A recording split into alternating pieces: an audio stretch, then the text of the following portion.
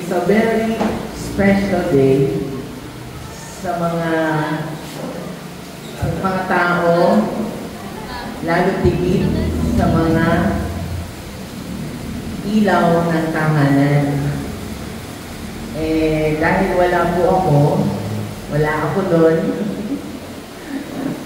wala na akong so, kaya niyo pong extend ko sa bawat isa na pwede pong tumayo yung mga nanay.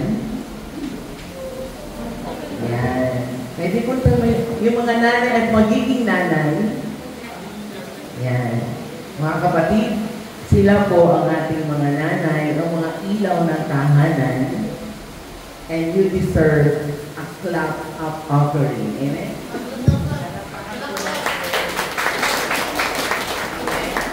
Malakpak po sa mga nanay. Amen? Sige nga po, palakpakan po natin ang ating mga nanay. Ang ating mga ilaw ng tahanan. Amen! God bless you po, and my prayer and my everything is sa inyo po lahat. I love you with the love of the Lord. Happy Mother's Day! I love you po. Pwede na po kayo umupo. Huwag po kayo magdalala. Gagawa po kami ng paraan sa amin pong abot ng makakaya. Pabubunggahin po natin ang salinggo. Kaya, attend po kayo mga nanay. Hindi kung nanay lang ang in-invite. Amen? Ipakita po tayo sa Sunday. Unahan ko na kayo. Sa Sunday po ay we will celebrate our 30th foundation anniversary or Thanksgiving. So, inaasahan ko po na yung mga nandito po ngayon ay makikita po namin sa linggo. Amen po? Okay. So, natutuwa po kasi this was the first time na mangyayari po in the history of Jesus, the Fountain of Life. It was, tama ba na Sister Rachel? This was the very first time that we will celebrate our anniversary or Thanksgiving na ibang level naman. So, nagle-level up ang mga anak ng Diyos, mag-level up din po ang ating anniversary. Amen? So, maaaring kami po ay mag-send sa inyo ng ano ba yun? Reservation. Ano po? Opo, RSVP.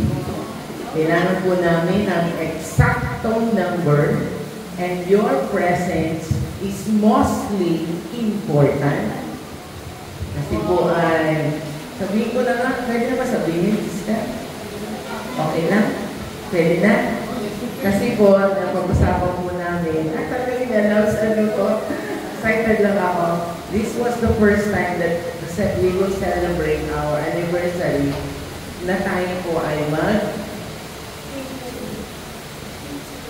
catering po tayo. So, wala na po, hindi na po tayo mag-pressure from preparation. Magpo-focus lang po tayo sa ating Thanksgiving. So, wala na po tayong masyadong mukhang ngarag. Kaya minsan po, pagdating sa picture, hindi kami na pa-picture kasi mga mukha na kami lukot na papel. What? So, pray po tayo ha. So, next Sunday po, I expected everyone to be here to join us to celebrate our Thanksgiving celebration. Happens to be on Sunday, May 18 at 9 a.m. Huwag mo mag-alala, sasendan po natin kayo ng formal invitation for RSVP. O ano mo pong meaning doon? Search ko na lang po sa Google. Amen! Sino pong handa na? Kasi po, kaya ako kayo tinatanong, ang ating pong pag-aaralan sa umagang ito ay it's all about Commitment. Sabihin niyo po sa inyong kalapit, commitment. Tingnan niyo po sa mata. Yan. Sabi nga ng Word of God, let us not love in word, but also in action. Yan. Sabihin niyo po sa mga kalapit, commitment. Tinignan ko po ang meaning ng commitment sa Tagalog. Wala po akong makitang eksaktong Tagalog term ng commitment. Bakit po kaya? Siguro naisip ko, sabi ni Webster, mas maganda ng pakinggan ng word na commitment kaysa Tagalogin pa. Tama? Agree po kayo sa akin? Yan. Tingin po ako ng inyong attention dahil ako man po ay nananalangin din sa Panginoon na that I could deliver this clearly and legibly para po maunawaan natin kung ano po ang ibig sabihin ng commitment. Dahil may nabasa po ako sa Lumang Tipan na ito po ang naging problema ng mga Israelita noon dahil nawawala na po ang commitment ng mga Israelita. Yes, they love the Lord. Yes, they follow the Lord. Yes, they step forward in the Lord, but walang commitment. Kaya po sabi ko, Lord, help me to understand and help me to deliver this clearly. All about commitment. Marami pong ibig sabihin ng commitment. Tinignan ko po sa dictionary kung ano pong ibig sabihin ng commitment. At ito po ang sabi, commitment is the state or quality of being dedication to a cause or activity, or an encouragement or obligation that restricted freedom. Now, masyado pong mababaw ang meaning ng commitment sa dictionary. Now, tinignan ko po ang meaning ng commitment according to the Bible. Okay. Pahiram po na ninyo mga tayo para po sa ating pakikinig. Amen po? Because I want you to, gusto ko pong maunawaan po ng mga anak ng Diyos kung gaano kahalaga ang salitang commitment. Yes, you are Christian. Totoo naman, Kristiyano tayo. Pero, hanggang saan tayo nagiging Christian? Tama? Sipin niyo po. 7 days a week, 30 days a month, 365 days a year. Tama po ba ako? Tama yung computation ko? Litin ko.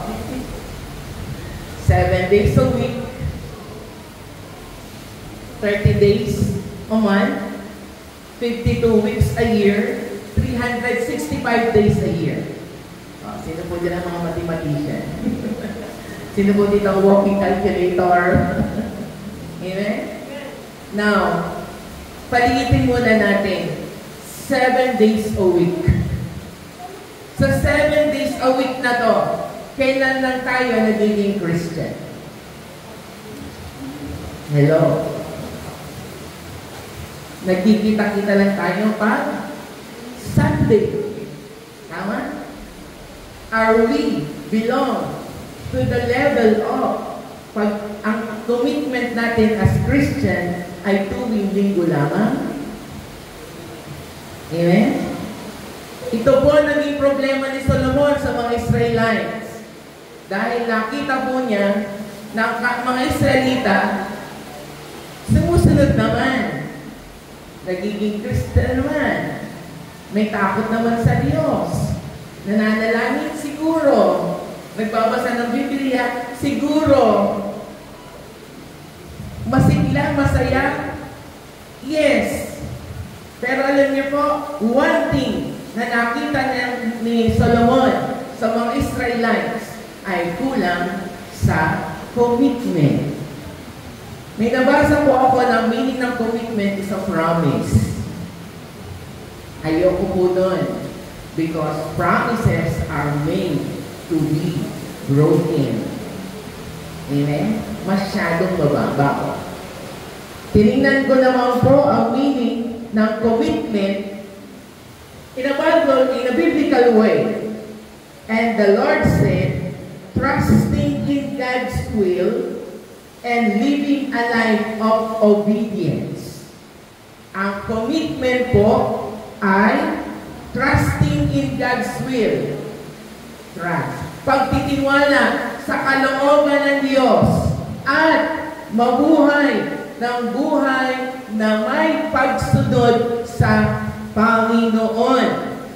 So the question is, kumusta po ang pagiging obedient ng mga anak ng Diyos? Tada! Amen? Amen?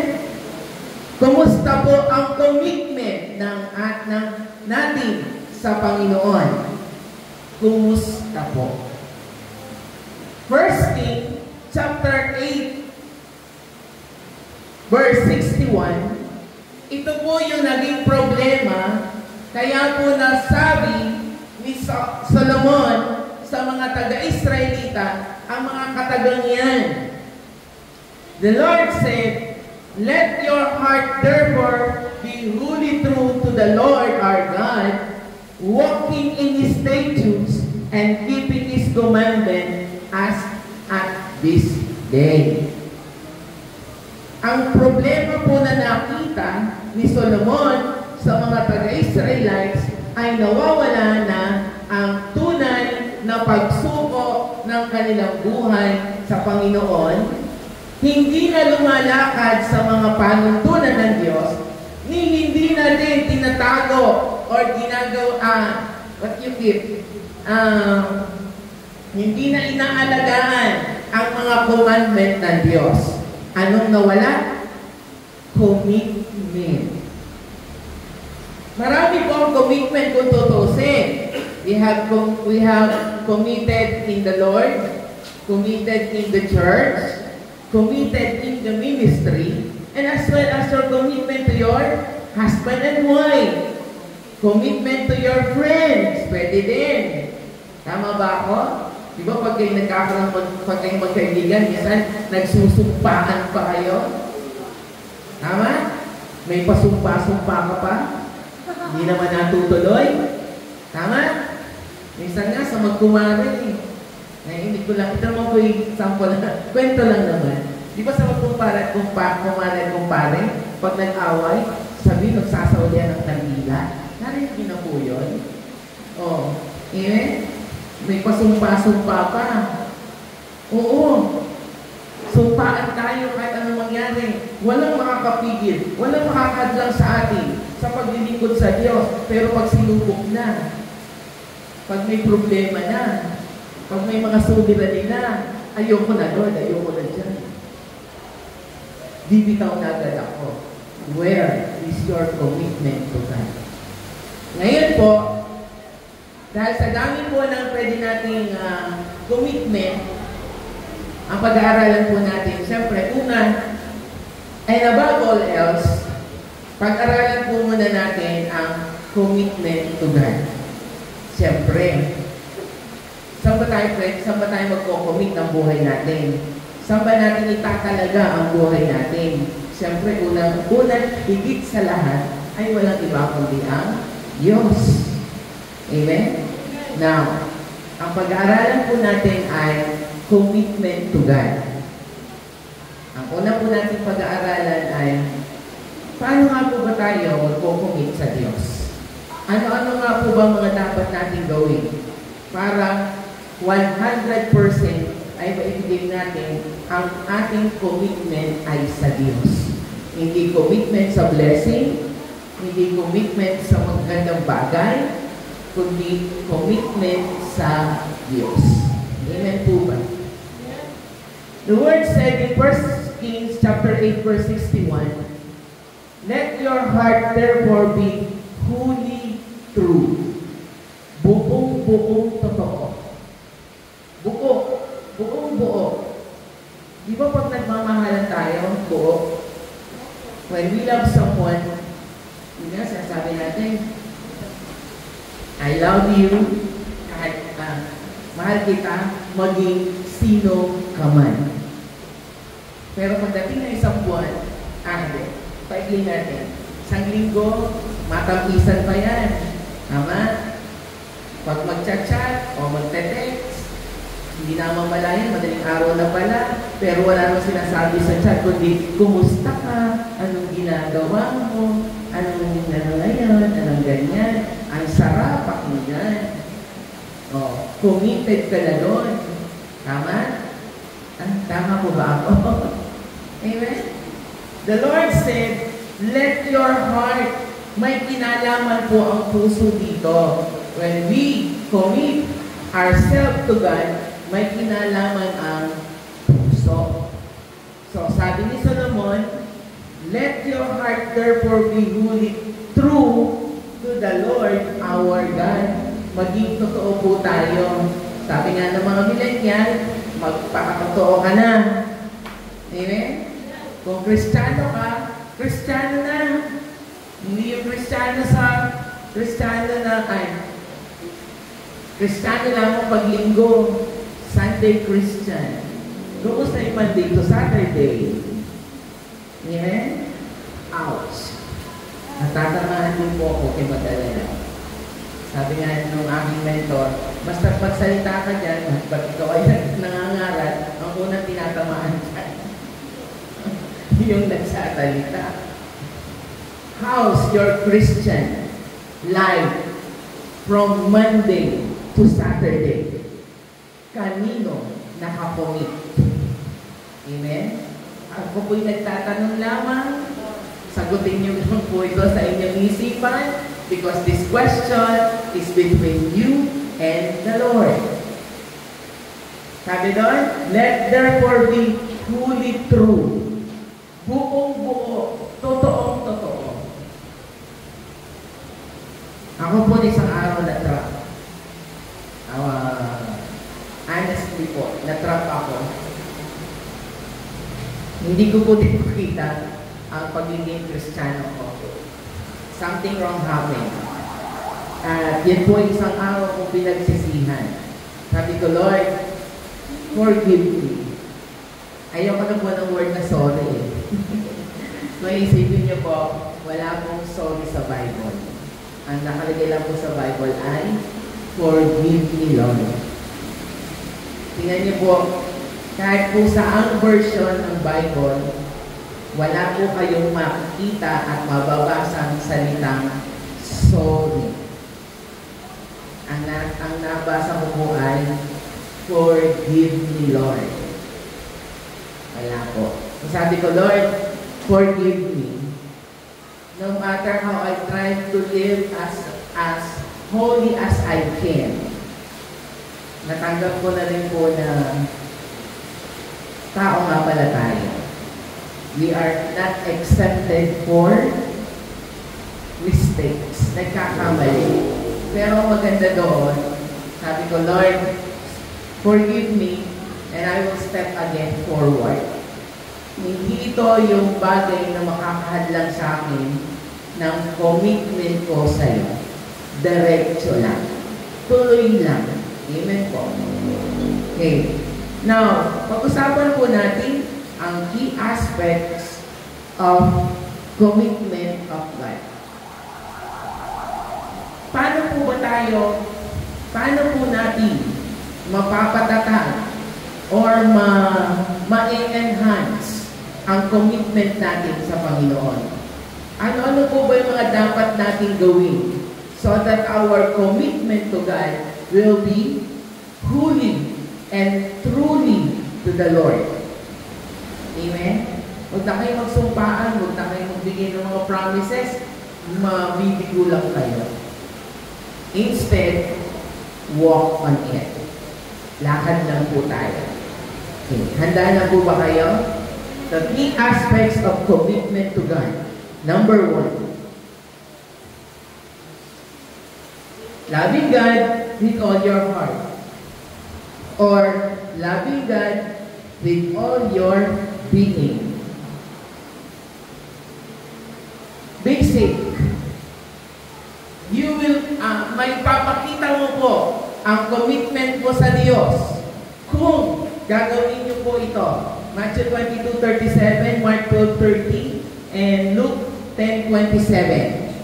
Isa po ang nakasulat yan. Ano po sabi? And he said to him, you shall love the Lord your God with all your heart, and with all your soul, and with all your mind. Tayo po kasi mga Kristiyano, tayo po mga anak ng Diyos, minsan sinasabi lang natin, I love the Lord because, tama? Laging merong because. Laging mahal kita Panginoon dahil. Mahal kita Panginoon. Ganyan. Hindi na naging simple, I love you Lord. Tama? I love you Lord. Yun na lang. Stop na doon. Tayo kasi mga anak ng Diyos, minsan, lagi po kami din natin, I love you Lord because, tama? Bakit nga ba? Pinagtatuloy. Pinupuri kita. Bakit nga ba? Sinasamba ka. Bakit nga ba? Pinaglilingkuran. Bakit pinasasalamatan? Next verse. Nais kong ibigin ka, hindi dahil sa pagpapala. Hindi lamang dahil mahal natin ng Diyos, dahil pinagpapala tayo. Paano kung hindi na tayo pinagpapala? Hindi natin mahal ang Diyos? Where is your commitment to God? Nasa rin sinabi mo na I love you Lord with all my heart, with all my soul, and with all my mind. Kung hindi ka pinagpapala, ayaw mo na kay Lord. Tama? Paano pag pinalo ka na ni God? Minsan nagtatanong ako, and the Lord talked to me. Sinabi po niya talaga to, stop asking why. Bakit? Sino pa nagtatanong sa Lord ng bakit? Stop asking God's why. Instead, what or when or where. Pag pinapalo ka, saan ako Lord nagkamali? Tama? Tama po ba ako? Pag pinalo ka, ang iimitin mo, bakit Lord? Ako lang ba ang salbahe sa mundo? Bakit ako ginaganito mo? No. Stop asking why. Pag nagtatanong ka sa Panginoon at sinisimula mo nang magduda sa Panginoon, nawawala na ang commitment sa Panginoon. Your commitment was lost already. Nawawala na yung saysay na sinabi mo, I love you Lord with all my heart and with all my soul and with all my mind. Mindset lang po yan. Sa kabila ng mga promises ni God, sa dami ng promises niya, lagi niyong sinasabi, pag may problema kayo, ano sagot niyo sa Panginoon? He will never give me a pagsubok that I cannot bear. Hindi niya ako bibigyan ng mga problema at pagsubok na hindi ko kakayanin. Is it a promise of God? Pangako po ba ng Diyos yun?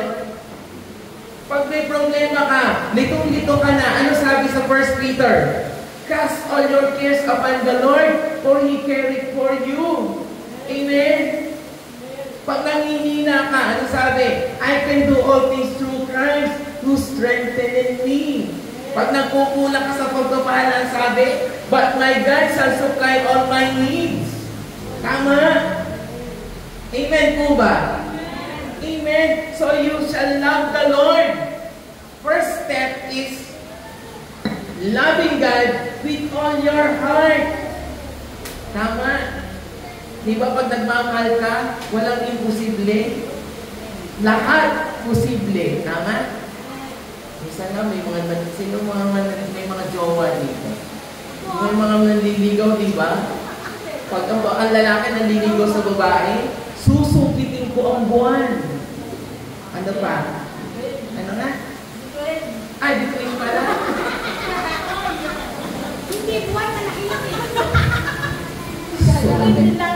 Sige, sa bituin na lang tayo. Sa milyong-milyong bituin, susumpitin mo yun, di ba? Para makuha mo lang yung oo ng babae. Di ba? Pag nanliligaw ka, ganyan din tayo minsan sa Panginoon. Di ba?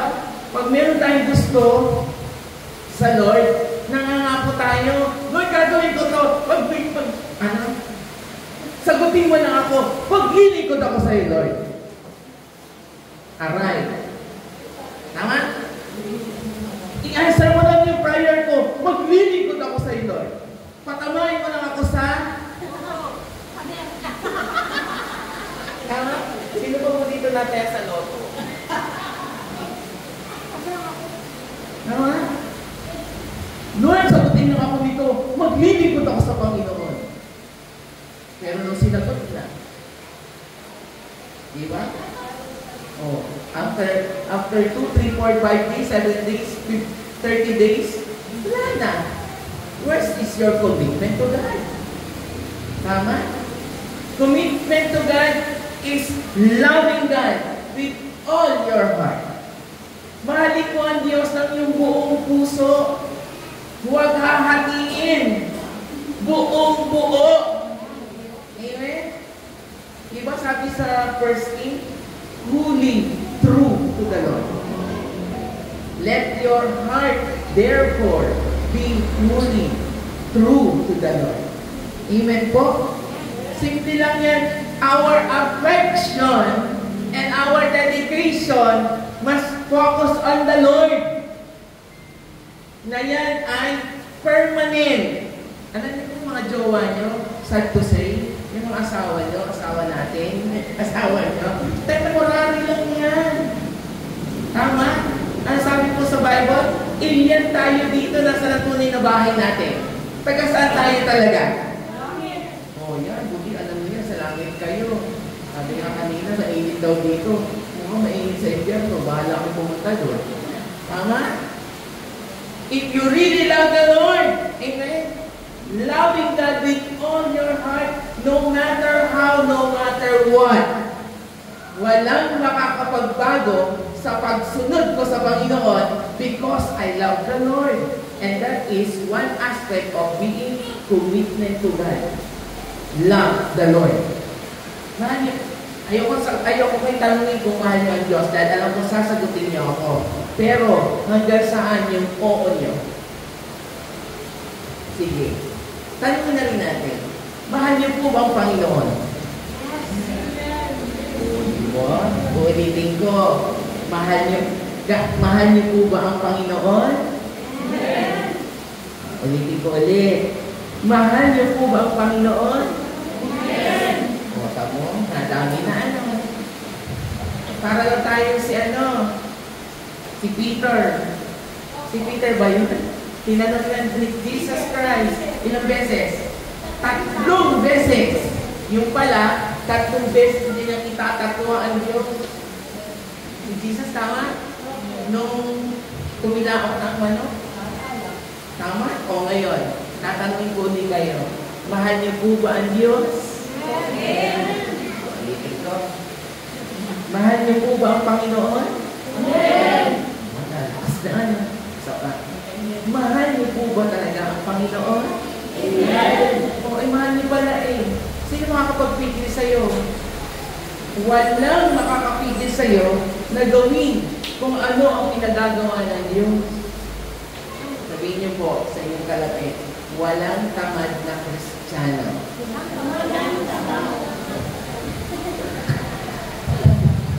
Kaya ako po pinag-partner kayo para baka may bumalik na ibang sagot. May bumalik po ba ibang sagot? Meron po ba bumalik?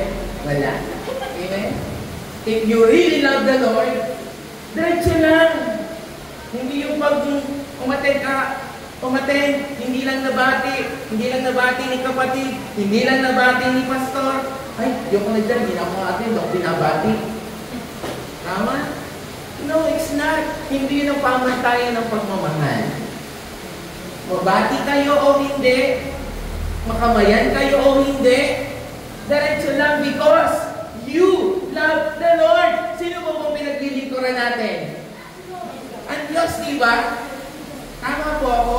So kahit hindi ako pansinin ni brother o ni sister, diretso ako because my commitment is on God, not on men.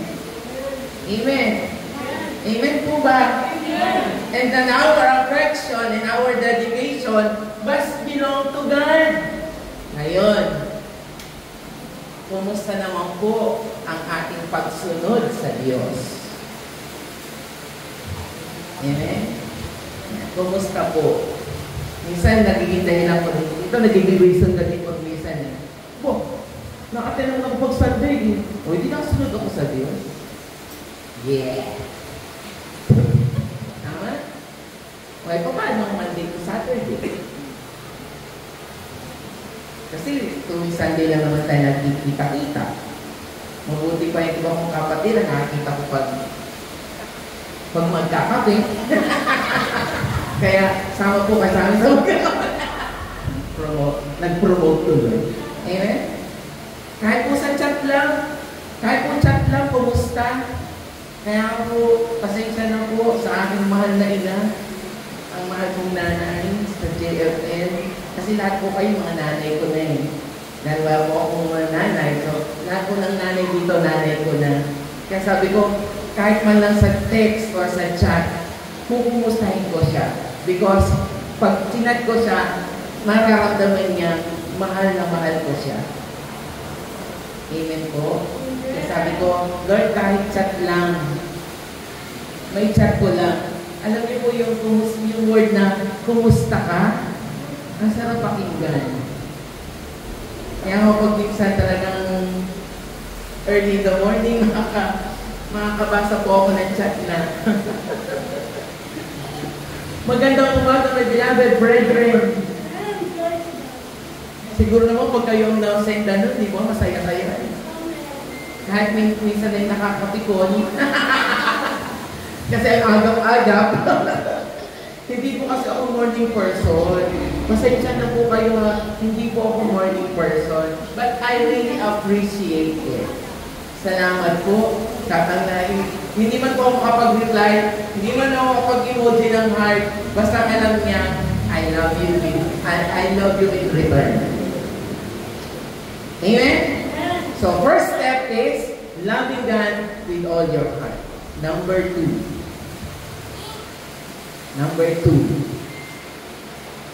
trusting in God's care. Your commitment to God ay kasama ang pagtatrust in God's care. Kumusta po ang pagtitiwala niyo sa Panginoon? Check lang po ito. Mag-check lang po tayo. Gaano niyo pinagkakatiwalaan ang Panginoon? Proverbs chapter 3, verse 5 and 6 said, trust in the Lord with all your heart. O, ito na naman tayo. May puso na naman. Diba? May puso. Hindi naman Valentine's Day ngayon, pero bakit puro puso ang pinag-uusapan natin? Eh? Trust in the Lord with all your heart. Magtiwala ka sa Panginoon ng buong puso. Noong isang araw po, ang kapatid ko po na isugod namin ng hospital. Alam niyo po, sa katarantahan ko din. O dahil nahawa sa katarantahan ng mga kapatid ko, hindi ko na nito. Opo, nataranta na ako eh. Nataranta na ako kasi taranta na silang lahat. Nakakahawa po pala yun. Ano po? Samantala nung tinatawag ako, uti-uti si ate. Ate mo, dati niya na si dad. Nung paglabas ko ng pintuan, sabi ko pag-pepray ko muna kahit maano lang, kahit lang. Kasi alam naman nila na Christian ako eh. Born na din ako. Kaya lang, nung hindi ko na po talaga mag-pray. Nung nasa ospital, sa ako lang naalaala. Pasensya na po, nataranta lang. But anyway, sabi ko doon, commitment to God is trusting in God's care. Proverbs chapter 3, verse 5 and 6. Sabi doon, believe. Trusting the Lord ay kasama ang believing. Paniniwala. Dahil pag hindi ka na nagtiwala sa Diyos, everything will be failed. Magsosoli na lang tayong lahat kapag hindi tayo nagtiwala sa Panginoon. Amen po ba? Because trusting the Lord is asking God for His power and guidance. Humingi tayo ng kapangyarihan at paggabay ng Panginoon sa atin sa lahat ng ating ginagawa. Amen po ba? Trusting God even in difficult times. Ang mga anak ng Diyos, masaya kapag pinagpapala. Tama? Sabi nga ng isang pastor, kapag ang pinag-uusapan sa pulpito ay pagpapala, tuwang-tuwa ang mga anak ng Diyos. Pagpapala, sino ba ang ayaw ng pagpapala? Ano po? Sino ba ang ayaw ng pagpapala dito? Sinong gusto? Tama, wala pa rin tumas ang kamay. Ano gusto niyo? Pagpapalo o pagpapala? Ha? Wow! Sarap ng pakinggan. Pwede po.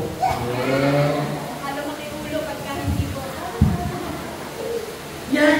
Kalimitan, tama po yan. Nalaki ang ulo natin sa Lord. Lalo pag ang mga bagay ay umaayon sa atin, yung pumapabor sa atin, di ba tuwang-tuwa tayo? Pero paano kung di na pumabor? Di ba? Pag ang prayer mo hindi na sinasagot ni God, ay, ano ba yan? Hindi na ako sinasagot, hindi na ako mananalangin. Nung una, nag-pray ng trabaho. Lord, kailangan ka ng trabaho. Lord, gusto ko ito. Ibinigay ni God. Nung ibinigay, ano nangyari? What happened next? So, yung kasunod, ikaw nang bahala. Tama? Oh, kasi, pinagpala ka na, may work ka na, kumikita ka na ng limpak ng salapi. Sarap pakingganan nyo. Oo, limpak na salapi. Ngayon ko lang po linalit ito. Ngayon ko lang po linalit itong word na ito. Kasi kagabi nanonood ako ng nanonood ako ng mga, walang kwentang palabas na tayo.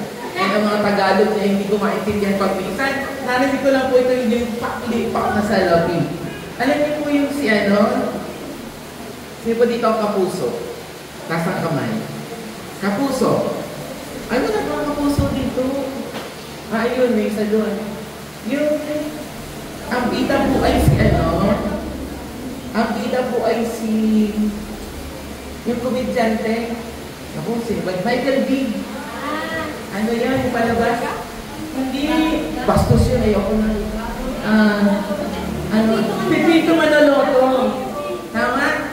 Yung nanalo sa loto yumaman. O, diba? O, nakakarinig. Tama? O, pinagpala, masaya. Pero dumadating na ang pagsubok, dumadating na ang problema, wala na. But why? Kasi, ang trust nila ay naandun sa pera. Tama? Ay, why don't you put your trust in the Lord?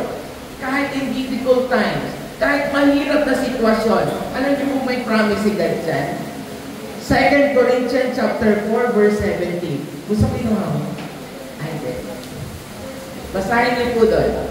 2 Corinthians chapter 4, verse 17. Ano pong sabi? For this light and momentary affliction. Yan. Maganda po yung sa Tagalog. Basahin niyo po. Ang ating pong dinadanas na problema or suliranin, yan po ay pansamantala lang at saka very light. Tama po ba ako? Ano po nakalagay sa version niyo? Tagalog.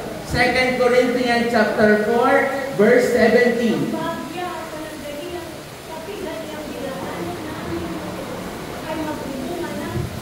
Yan. Ang kapighatian at bahagyang kapighatian na dinaranas mo ngayon ay panandalian lamang. Yan. Kaya kung kayo po'y nakakasasakit ang ulo, panandalian lang yan. Habang buhay po sakit ang ulo nyo? Kaya kung nawawalan kayo ng pera, yun lang yun. Pero mamaya, meron na ulit. Tama? Because God cares very much for us and our commitment belongs to the Lord, hindi niya po tayo paghihirapi. At kung dumanas man tayo, ang sabi ko doon, bahagyang paghihirap lang. A very brief and light affliction. Para lang yan ng anak. Tama po ba ako sa mga nakala sa mga anak? Mas masakit pa rin. Mas masakit pa rin pa daw. Ulit natin yung example. Kasi meron talaga mga babae na matagal mag-labor. Pero ang napanood ko kasi sa YouTube ay cesarean. Ang bilis pala, ang cesarean. Binibiak po pala yung dito. Tama po. Tapos biglang lalabas yung baby. Yun, light affliction lang yan. At sabi niya, di ba mas masarap ang buhay na walang hanggang ating matatamo, tama? Kaysa sa paghihirap na dinaranas natin. Panandalian lang yan, mga kapatid. Kung ano man ang dinadanas nyo ngayon, kung ano man sitwasyon kayo naroroon ngayon, pansamantala lang yan. It is a very brief and light affliction lang.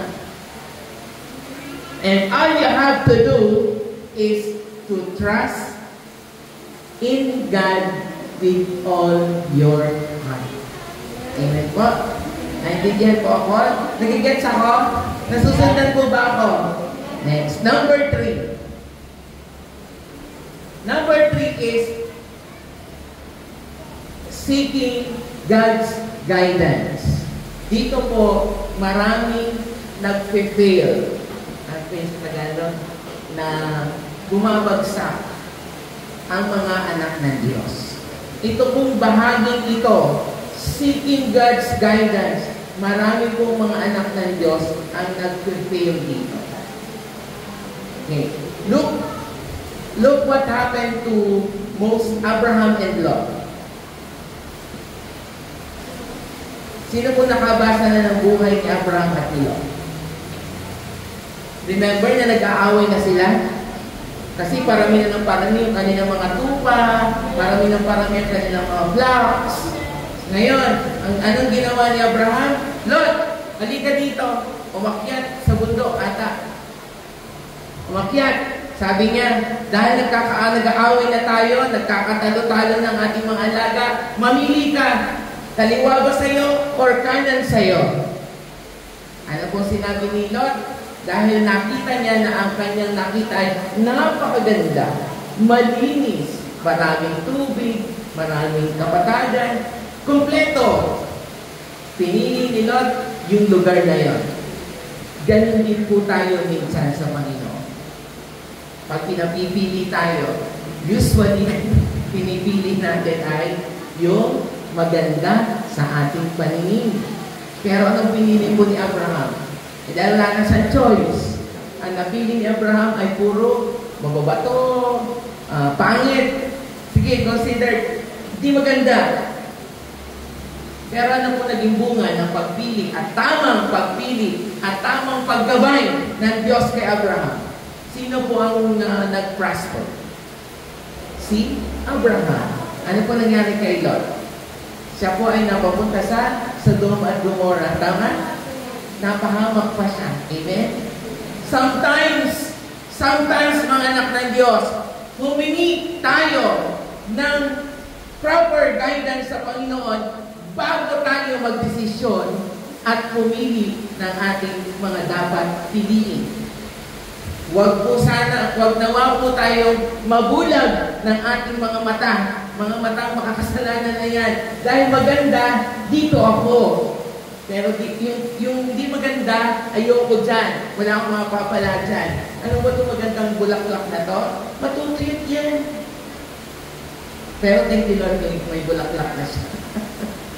Bumulaklak ka din. Alam ko, nananalangan talaga ako, bumulaklak talaga yan.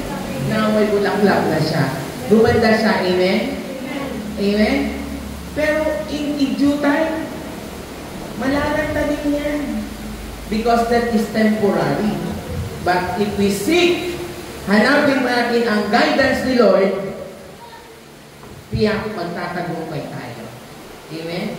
Huwag tayong matukso ng mga gandang bagay na nakikita lamang. Dahil ang mga magagandang yan, yung mga magagandang yan, temporary lang yan. Papangit ka din. Diba?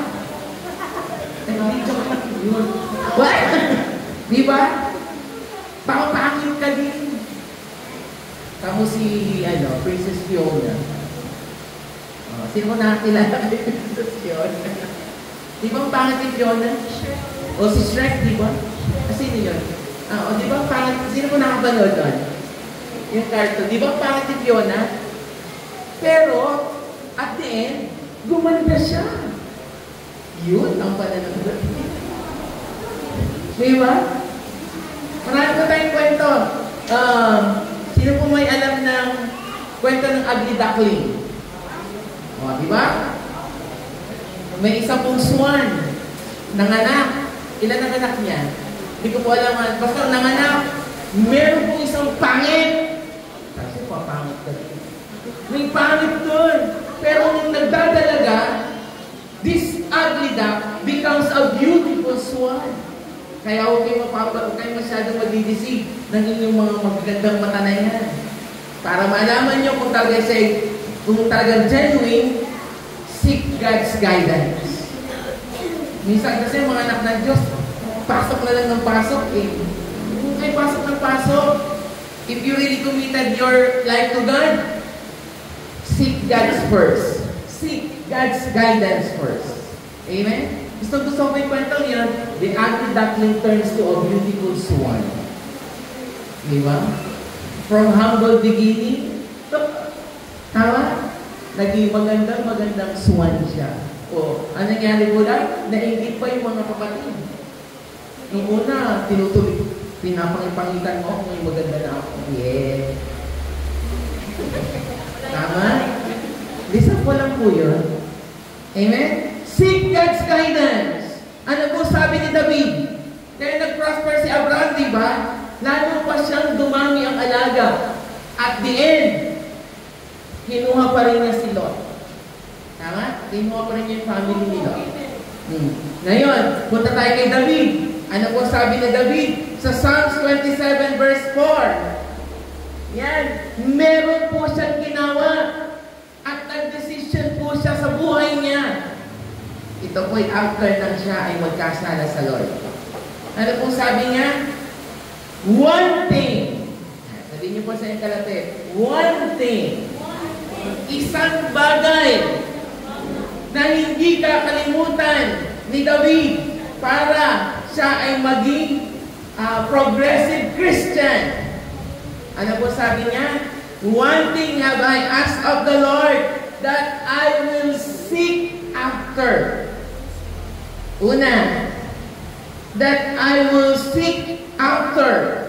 Seek, magsasaliksik, or hahanapin ang Diyos. Tanong, kumusta na po ang inyong devotion?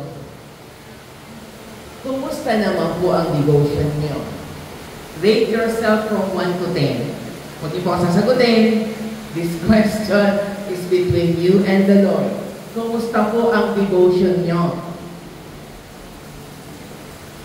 This is one thing that David wants para siya ay hindi mawala sa commitment sa Diyos.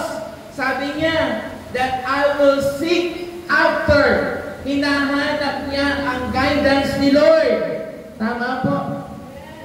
Seeking God's guidance by seeking God's before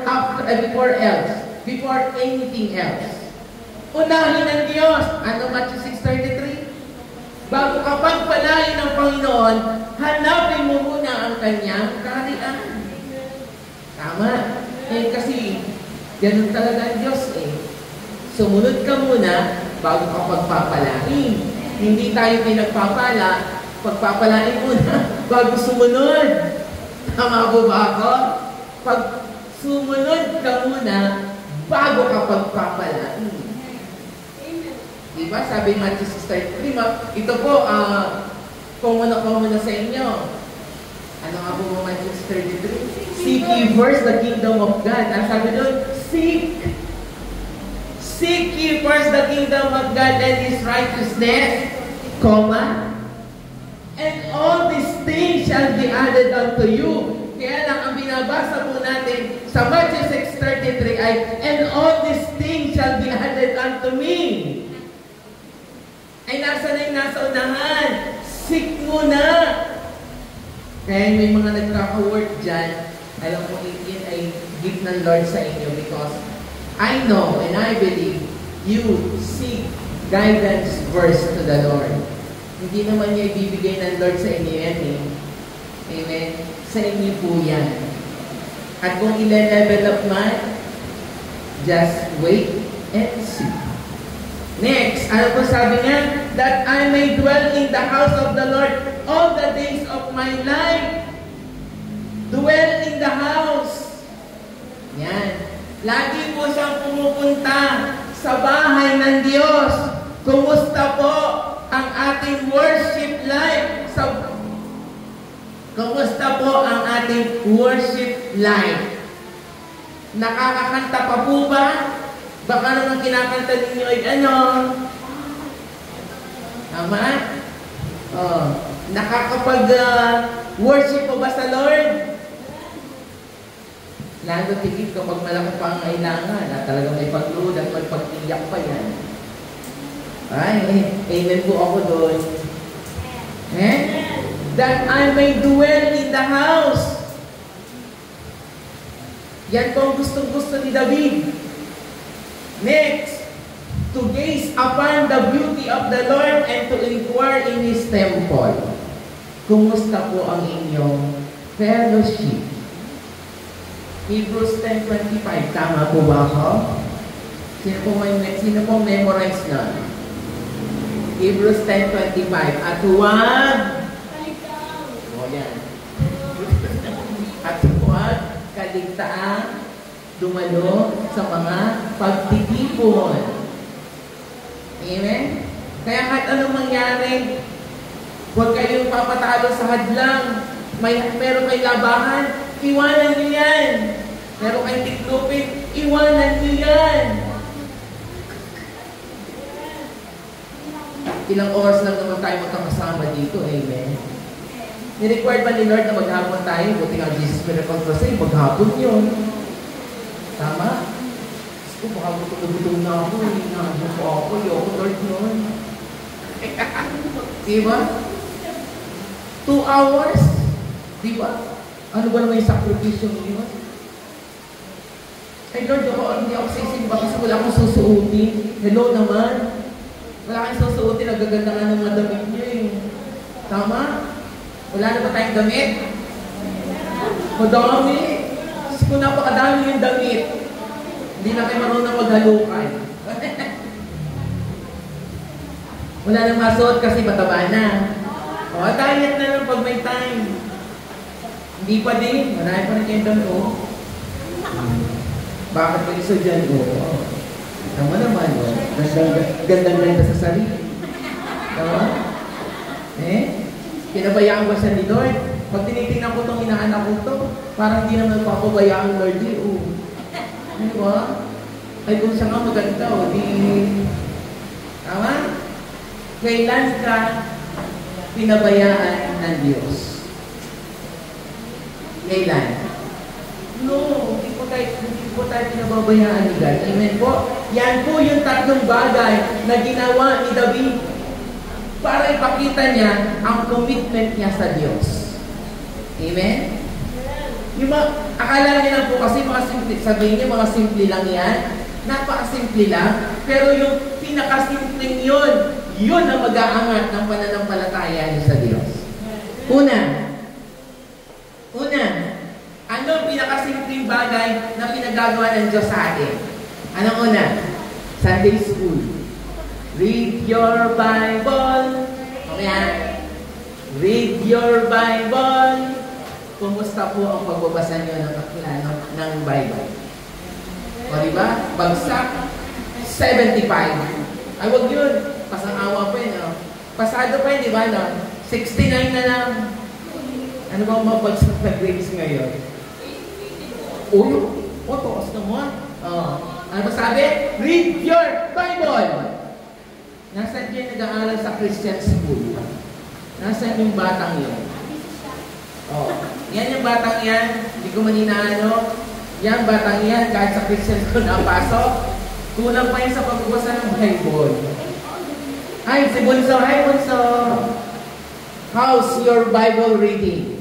Alam ko sa school ninyo, laging merong memory verse. Pag kakata ng memory verse dito, makakasagot ka kaya? Do you have memory verse in you? Ang alam ko, sa school na yon, laging merong memory verse.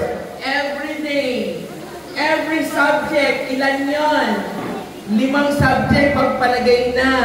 Ano po ate? 5 subject yon, iba-ibang memory verse yun. Kaya mo bang i-recite sa akin dito? I'm excuse. Opo. Pero alam ko meron. Ano yung pinaka-ano po natin? 2 Timothy 2:15 ba? Study to show thyself approved dito lang. Parang ganun. Amen? Kumusta po ang read your Bible? Oh, hindi nakasagot na isa. Thank you Lord sa isa. Sabi nga nila, sa isang daan ay may isa. Praise the Lord. Next. Read your Bible. Sige. Kumusta naman po ang inyong pananalangin? Nakakapanalangin pa po ba? Uy, nadami. Sabi na po ako doon na. Nanalangin lagi tayo. Hindi naman po na-required ni God na mahabang prayer. Ano nga po? Hindi naman kailangan ganun kahaba. Kahit simple prayer. Kahit simple lang prayer na yun. Ano nga ate? Diba? Kaya sabi ko, Lord, fail talaga ako. Hindi ako makasuporta sa morning prayer. Hindi nga kasi ako morning person, pero sige Lord, gisingin mo ako. Amen? Nasaan po tayo? Number 3, seeking God's guidance. Ito po wag niyong kalilimutan. Para po maging malalim ang commitment niyo sa Diyos, lagi po nating hanapin ang guidance ni Lord. Ano ba ang gagawin natin? Hingi ng patnubay sa Diyos. And I believe, pag inuna natin to, everything will come easy. Magiging madali sa atin to. Alam mo kaya po tayo sa nilagaano na tayo ay nag-struggle. Alam niyo po yun? Kaya tayo nag-struggle dahil hindi po natin hinihingi ang guidance ng God. Amen? Number 3, seeking God's guidance. And last but not the least, living and honoring God. Your commitment to God ay magiging matatag kung uunahin po natin ang mamuhay at igalang ang ating Panginoon. Living what? Romans 12:2, alam niyo na po yan. Ayoko na pong elaborate ang Romans 12:2. Christians never know what is good, what is perfect, and acceptable in the sight of God without the renewing of your mind. Tama po? And be ye transformed by the renewing of your mind, that you will know what is good, acceptable, and perfect will of God. Amen? Lagi po tayo magpa-transform ng mind. Dahil lagi po kasing battleground ng mga anak ng Diyos. Please, live in the will of God. And it is one way of developing your commitment to God. Living in the will of God. Not only living, but honoring. Honoring God. Honoring God in your time, treasure, and talent. One way of honoring God is give your 3 T's. Tatlong T. Your time, your talent, and your treasure. Ang pinaka-importante po dito ay your time. Give your time to God is one way of developing, honoring your commitment to God. Amen po? Amen? So, hopefully, mayroon po kayong natutunan how the key aspect of commitment to God. Number 1 is loving God with all your being, or with all your heart. Number 2, trusting in God's care. Number 3, seeking God's guidance. And number 4, living and honoring God. Amen po? Okay, I want everybody to stand up, please. Try to tumayong lahat. And sing this song with me. And make this song a prayer on you. Gawin niyo po itong panalangin. And then, if you want to recommit your life again to God, this is the time. Kung gusto niyo pong ibigay uli ang inyong commitment sa Panginoon, ito po yung tamang oras at tamang panahon. Amen? Hallelujah! Come on, church. Let this prayer and this song be your prayer to God. Amen? Gaya ng dagat na hindi na mapagal sa pag-alon, puso ko ay sa'yo magmamahal sa habang panahon. Gaya ng dagat na hindi na mapagal sa pag-alon, ang puso ko ay sa'yo magmamahal sa habang panahon. Natatanging kayamanan ko, ikaw ay sabahin. Wagas na magsintay iyong dingin, kalangit na awitin. Come on, church. Sing it to the Lord.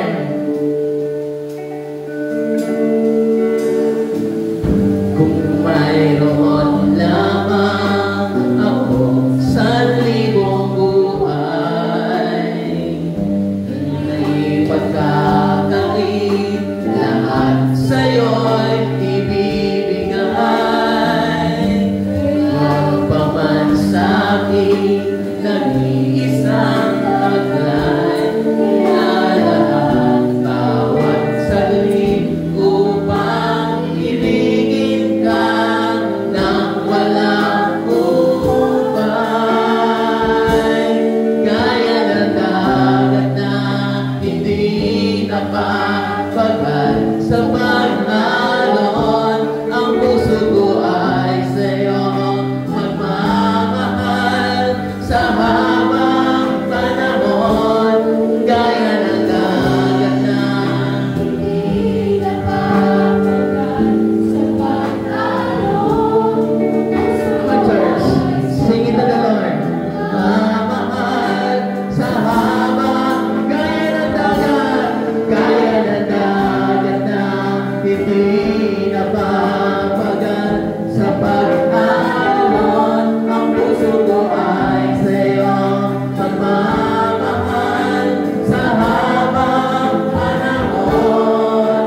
Natatanging kayamanan ko, ikaw ay sambahin. Wagas na pagsintay iyong dingding, kalapit na awitin.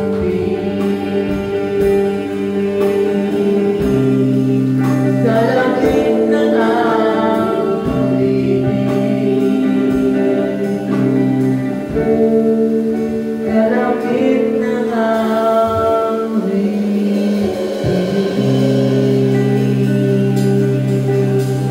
Salamat, Panginoon, sa iyong mga salita na aming pong narinig sa umagang ito. Dalangin po namin na sa iyo ang ito, Diyos, na banal na Espiritu upang ito po ay hindi manakaw ng kaaway sa amin.